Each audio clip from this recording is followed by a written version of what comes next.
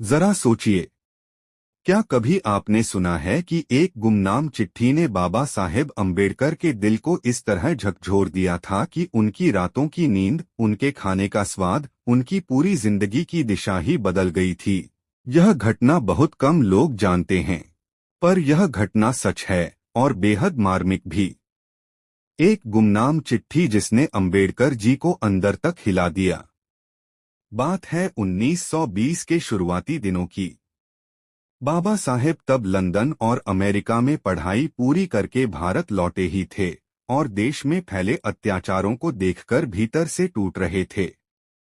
एक दिन उनके घर के बाहर डाकिया एक पुराना फटा हुआ लिफाफा छोड़ गया।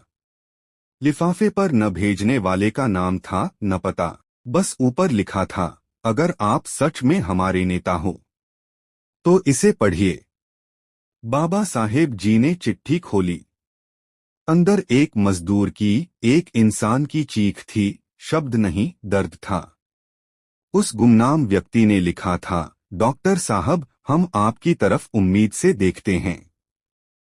हमारी औरतें कुएं से पानी लाने जाती हैं तो उन्हें पत्थरों से मारा जाता है।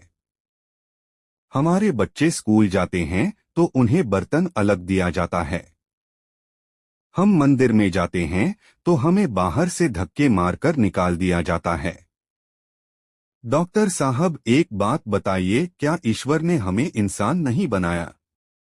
क्या हमारा खून लाल नहीं है? क्या हमारी माँओं के आंसू पानी से हल्के हैं? अगर आप नहीं उठेंगे तो हम किसे पुकारें?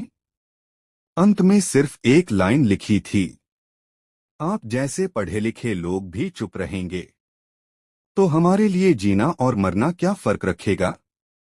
चिट्ठी पढ़ते पढ़ते बाबा साहेब के हाथ कांप गए।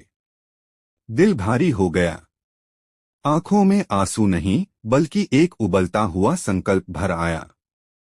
उस रात वे देर तक बैठे सोचते रहे, क्या मेरी डिग्रियां सिर्फ मेरे जीवन को बदलने के लिए हैं या करोड़ों की उम्मीद बनकर खड़े होने के लिए?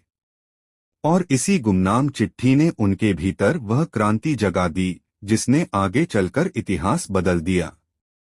मूक नायक अखबार शुरू हुआ, सत्याग्रह शुरू हुए, संघर्ष शुरू हुए और एक नया भारत लिखना शुरू हुआ। अब अंत में एक सवाल आपसे, जो उस गुमनाम चिट्ठी में लिखा था, अगर बाबा साहेब ने उस दिन आवाज नहीं उठाई होती तो क्या हम आज संविधान, अधिकार और बराबरी की हवा में सांस ले पाते?